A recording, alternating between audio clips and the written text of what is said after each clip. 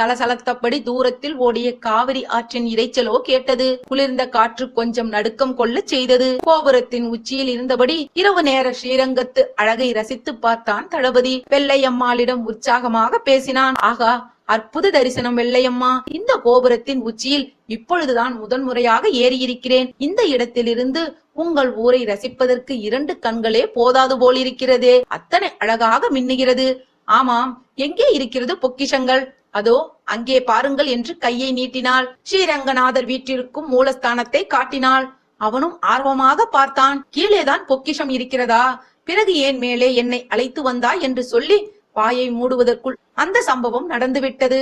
சினங்களும் சிருங்காரமாக பேசிக் கொண்டிருந்த வெள்ளையம்மாளோ திடீரென்று புயலாக மாறினாள். கோபுரத்தின் உச்சியிலிருந்து தளபதியை கீழே தள்ளிவிட்டாள். தளபதி எழுப்பிய அபாய குரலில் முகமத்திய படையினரோ கிழக்கு கோபுரம் பகுதிக்கு ஓடோடி வந்தனர்.